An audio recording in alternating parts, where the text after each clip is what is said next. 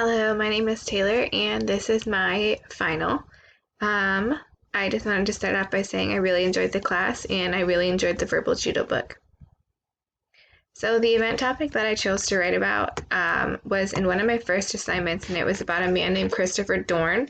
I put a little summary here for you. I'll try not to read it word for word, but the summary of it is that Christopher Dorner was a criminal, and the LAPD and multiple other agencies were actually trying to find him.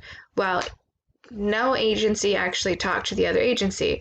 So we had 3, 4 different agencies all looking for the same guy. Now, the lack of communication led to the police departments, not really sure who was doing what, who was in charge of what, who actually had jurisdiction. So each department seemed to have their own agenda. This type of communication is very dangerous. It can put people in dangerous situations. Different agencies could be using resources that they don't actually need. And that was an interesting article to read. I think that this is a negative example of communication because, like I said, there was multiple groups that Christopher Dorner, people were chasing him. And multiple people were chasing him. Multiple people were looking for him. And nobody was communicating. So if you have a police station, going down one road to look for him and the FBI going down the same road, you're not covering the same amount of space. So this specific case that I chose, I thought was a good example at, a bad communication and talking about the steps that we can take to make it a good communication. Do better next time.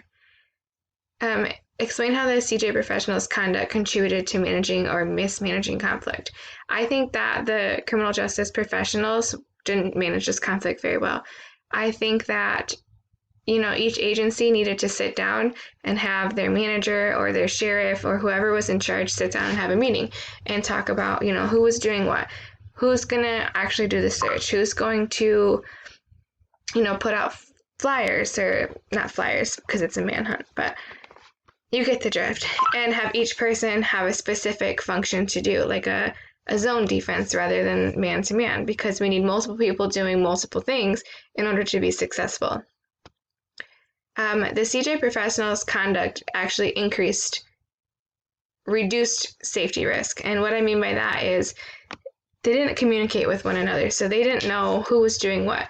Now, not only did that put Christopher Dorn more in harm's way with the departments, it also put the community at risk.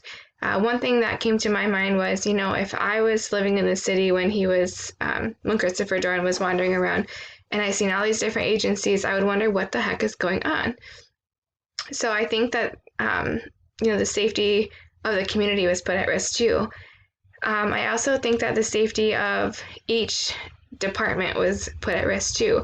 When we think about what the police were doing versus what the FBI was doing versus what other departments there, say the FBI had a plan, but they didn't tell the police. So the police could come in and completely ruin that plan, putting the FBI at risk and Christopher Dorn now, or themselves. So I think, the lack of communication really hindered their safety. Based on my situation, I think that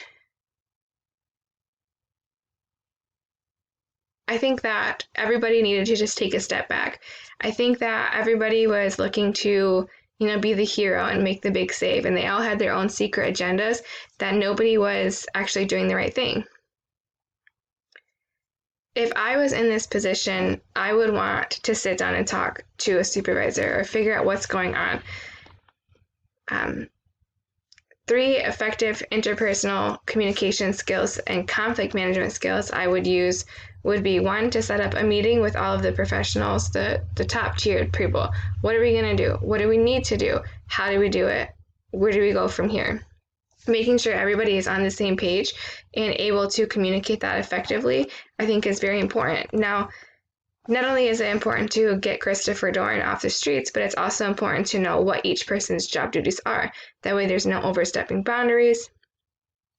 I also think that, in each discipline, so like FBI and in each person's group, they needed to talk amongst themselves, figure out why nothing was going right, why they didn't get him, where was he.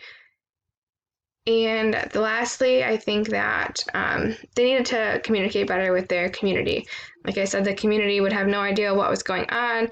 They needed to make sure that they were safe. They see all these vehicles and whatnot. So I think that these criminal justice professionals really failed to communicate with their community as well. Thank you.